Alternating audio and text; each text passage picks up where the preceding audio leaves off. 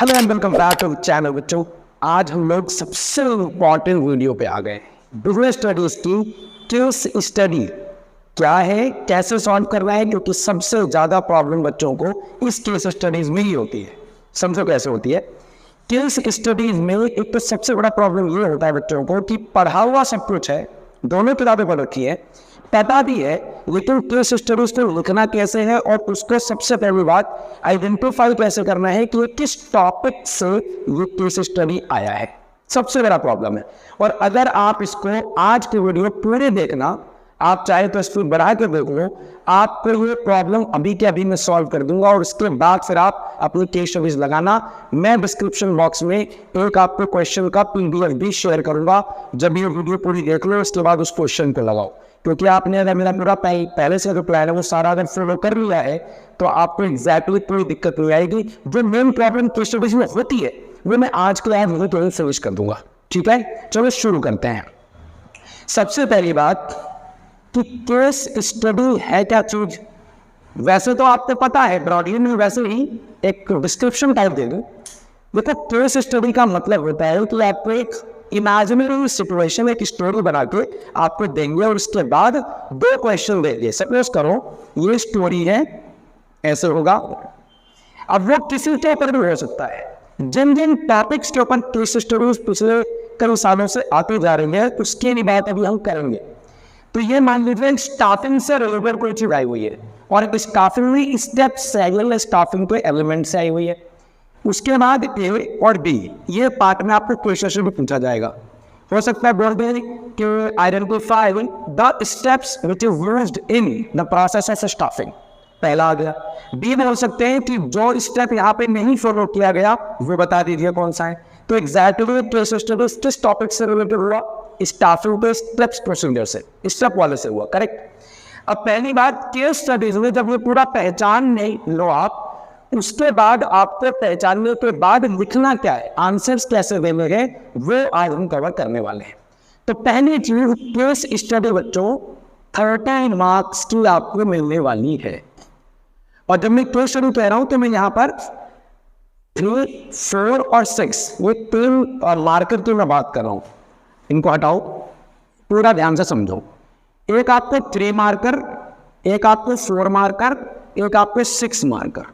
6 marker के आपको 2 question मिलेंगे बच्चों, ठीक हो गया। 3 के आपको 2 मिलेंगे, 4 के आपको 3 मिलेंगे। तो कितना नंबर हुआ ये? 6 नंबर। ये कितना हुआ? 4 दिया 12 नंबर। और ये कितना हुआ? 12, 12, 24 और 6 कितना होता है बताओ मुझे? हो गया 30 मार्क्स। तो आपको बता दूं, ये थर्ड जो है वो आपको 21वां क्वेश्चन, 22वां क्वेश्चन मिलेगा।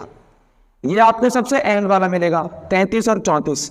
और ये जो है वो डिपेंड कर सकता हूँ, मतलब आपको 27 भी है, 30 भी है, एंड आई थिंक 29 भी है, 29 है या 31 है।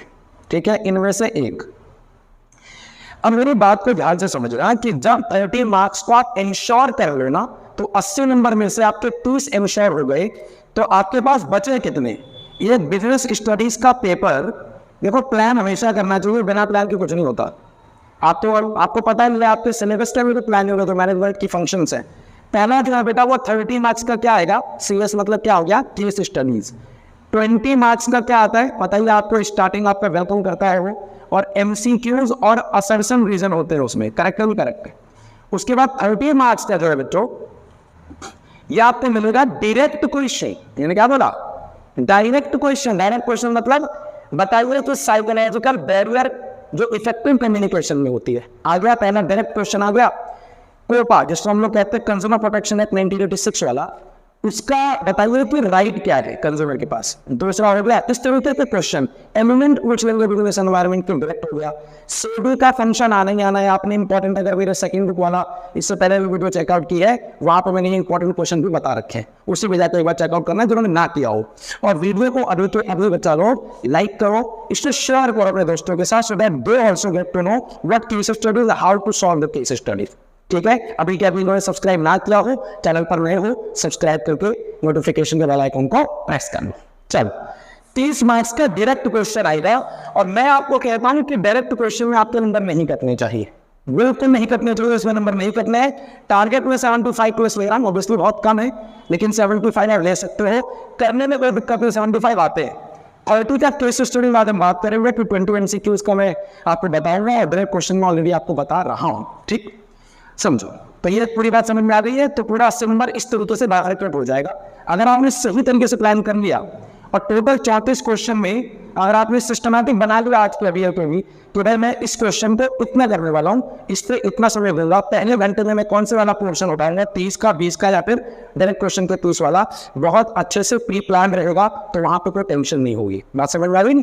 अब इस पर समझो कि आपके केस स्टडीज में जो जो टॉपिक सबसे ज्यादा आते हैं, मैं ये नहीं कह रहा हूँ कि वो टॉपिक से आएगा, मैं ये नहीं बता दूंगा कि टॉपिक से कौन सी वन चीज आपके केस स्टडीज में पूछी जाएगी।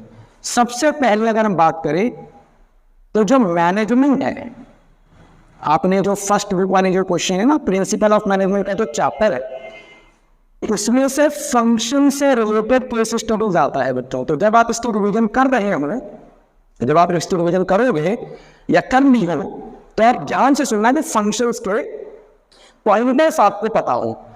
मैनेजमेंट का फंक्शन, इंपॉर्टेंस, डेफिनेटली ये वो कई बार एग्जाम में एवरेज पूछा गया है, तो जो पूछा गया है वो जरूरी है। उसके बाद बेटा हमारा ये जो है ना, ये हमारा प्यारा है, क्या है ये? DC means what? Planning, organising, staffing, directive and controlling. और इसमें भी हम लोगों को, अगर आप डायरेक्ट क्वेश्चन और केस स्टडीज दोनों को ही ऐसे फिनिश करना चाहते हो मेरे बच्चों, मेरे प्यारे बच्चा, इसको ध्यान रखो। मैंने जो चीज बताई आपको, स्टेप्स, दूसरा फीचर्स, कैरेक्टरिस्टिक्स कह लो, limitations, steps, features, limitations, importance, and last but not the least element, या फिर उसको कई बार क्वेश्चन में कॉम्पोनेंट की तरह भी आता है। 1, 2, 3, 4, 5, this is what I was talking about. अगर ये 5 के 5 क्वेश्चन आपको क्लियर है ना, जैसे प्लानिंग का आपको स्टेप्स पता है, उसके फीचर्स पता है, उसके लिमिटेशंस पता है, उसके इंपॉर्टेंस पता है, ये बन गया। डायरेक्ट क्वेश्चन तो हो जाएंगे, और केस स्टडीज इन्हीं से रिलेटेड आंसर्स देने हैं अपने को। केस स्टडी में चाहे जो मर्जी पूछ ले, किसी को से उठा के पूछ ले, मिस विल्सा हो चाहे मिस मिस्टर रवि है, कोई फर्क नहीं करता। हमको जब क्वेश्चन पूछेंगे ना और दो पार्ट में, वो इसी से रिलेटेड होगा। तो अगर मान लो क्वेश्चन प्लानिंग का है और आपको प्लानिंग पे स्टेप्स पता है, और मान लो तो स्टेप्स प्रेजेंटेशन में पता है तुम्हें, तो क्या दिक्कत आएगी आपको? कोई दिक्कत नहीं आएगी, पॉइंटर लिख लो और उसको एक्सप्लोर कर दो। तीसरी बात आती है कि जब आप इसे सॉल्व कर रहे होंगे तो आप क्या क्या ध्यान रखेंगे। पहली बात मैंने बता दी कि उनके पॉइंट्स आपको पता होने चाहिए। बच्चों अब हम लोग देख रहे हैं, तो हमने सबसे पहले पढ़ा कि केस स्टडी क्या है, कितने मार्क्स क्लियर हुए, किन टॉपिक से आ रही है, किन चीजों को हमको अपने हथियार में, अपने तर्कस में बाढ़ की तरह रखना है। अगर आप ये 1, 2, 3, 4, 5 अगर 5 चीज आपके पास है, आपको लिमिटेशन के, पॉइंटर्स, एलिमेंट्स के, फीचर्स के, इंपॉर्टेंस के, स्टेप्स, उस दूसरे में से planning, organisation, staff directing, controlling है, या बिजनेस एनवायरनमेंट में से, या जो चैप्टर आपने ऑलरेडी पढ़े हुए, जो मैंने प्लान के अंदर ऑलरेडी करा दिया है आपको, अगर आपने उसके पॉइंटर्स याद कर रखे हैं, ट्रस्ट में प्रॉब्लम नहीं होगा आपको। अब जब आपको आंसर पढ़ना है तो उसको अप्रोच करना है, वो अप्रोच सीखो कि कैसे अप्रोच करना है, उसे अप्रोच कैसे करना है, उसे आप ध्यान से सुनो। पहला काम क्या करना है आपको कि आपको लास्ट लाइन जो होगी उसे रीड करना है। लास्ट लाइन का मतलब क्या हो गया? केस स्टडी है 4 लाइन, 4-5 लाइन के केस स्टडी होगी, उसके बाद ए और बी पार्ट के क्वेश्चंस होंगे, उस ए पार्ट से पहले तो लाइन होगी उसके पहले वाली, उससे मैं पढ़ने की बात कर रहा हूँ। पहले उसको पढ़ने में क्या लिखा है, इंपॉर्टेंस ऑफ कंट्रोलिंग लिखा है, स्टेप्स की बात है, स्टाफिंग में डायरेक्शन टू एलिमेंट की बात हो रही है, किसकी बात हो रही है, एक बार पढ़ ली, और फिर इधर उधर ना सोचते हुए फोकस्ड हुए अपने पैराग्राफ पे पढ़ना है। अगला काम क्या करना है तो आपने पैराग्राफ को पढ़ना है। पैराग्राफ को पढ़ते हुए आपको पेंसिल वे पे साथ में चलनी है। आपको जो पैराग्राफ पढ़ रहे हो तो उसमें तो ऐसी लाइन जरूर होगी जो आपके, जैसे कंट्रोलिंग का क्वेश्चन है तो कंट्रोलिंग से रिलेटेड कुछ ना कुछ होगा। अगर मैनेजमेंट का क्वेश्चन है और मैनेजमेंट के फंक्शंस की बात हो रही है या उसके फ्यूचर्स की बात हो रही है तो गोल ओरिएंटेड, जैसे प्लान में हम लोग करते हैं गोल ओरिएंटेड वर्ड लिखा होगा, गोल या इतनी ये विश कर रहा है वो व्यक्ति, उसके बारे में क्वेश्चन है, बस कुछ तो ध्यान रखना है। अच्छा मैंने लास्ट टाइम पढ़ी वो भी कंट्रोलिंग का था, ये जो मैंने पढ़ा है वो भी कंट्रोल से रिलेटेड है, बस आपको वो पॉइंटर याद रखना है कि फ्यूचर की बात हो रही है, मैं फ्यूचर उठाया और पॉइंटर बना के एक्सप्लेन कर दिया, काम खत्म। तो जो सबसे बड़ा पैटर्न क्वेश्चन किसी बच्चों को होता है वो यहाँ नहीं होगा, क्योंकि वो आइडेंटिफाई कर चुका होगा ये पांचों पॉइंट आपको हथियार में होंगे, इनमें से जो क्वेश्चन आया निकाला और बस कर दिया राजकरण वाला काम। Last line read, paragraph read, और उसके बाद अपने पॉइंटर्स, अगर लिमिटेशन है लाइन में से किसी में से भी पॉइंटर्स बनाए, फर्स्ट पॉइंटर लिखा, 2 बिंदु डाली, एक्सप्लेन कर दिया कि under this steps of planning it is followed under this and this is what we need to follow. ये चीज लिख देनी है पॉइंटर्स में, ज्यादा फैल चलो ज्यादा लंबा चौड़ा आंसर नहीं देना है, हमेशा आपको प्रिसाइज और स्मॉल आंसर, हमेशा कहता हूं मैं, quality is always over the quantity. तो आपको पॉइंटर में गलत वर्ड लिखना है, वही लिखना है तो आपने पढ़ाया है, बुक में है या आपको नोट्स के अंदर आपको मिला हुआ है, वो लिखो। उसके बाद 2.5 से 3 लाइन में एक्सप्लेन करके अंडरलाइन कर दो।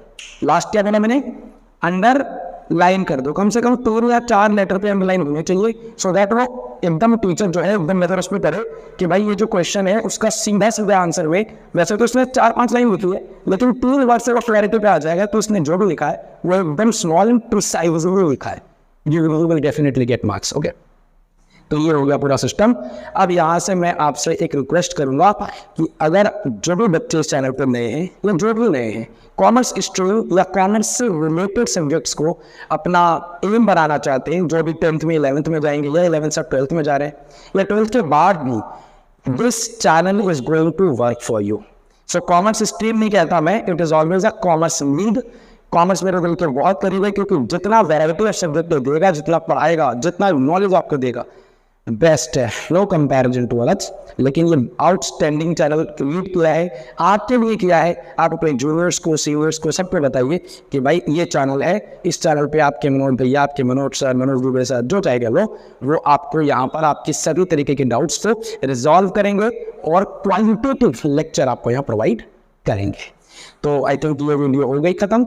अब आपको मिलता हूँ नेक्स्ट वीडियो में, कुछ और मेरे से बात करनी है, डेली अपडेट के साथ जुड़ना है तो Instagram page commerce league small L के नाम पे आपको उधर कहीं दिख रहा होगा, वहाँ पे जाइए, अकाउंट को फॉलो कीजिए, मेरे साथ डेली एंगेजमेंट रखिए, जहाँ पे मैं सब्जेक्ट से रिलेटेड भी और जो एक्स्ट्रा चल रहे होते हैं मार्केट में वो भी बताता रहता हूँ, इकोनॉमिक्स से, पॉलिटिक्स से रिलेटेड, ठीक है, सो दैट यू पर्सनैलिटी आपकी पूरी एनहांस हो जाए and you will be what you will be. बस देखते रहो वीडियो, सपोर्ट करते रहिए, तब तक मिलता हूँ, शुभ राधे।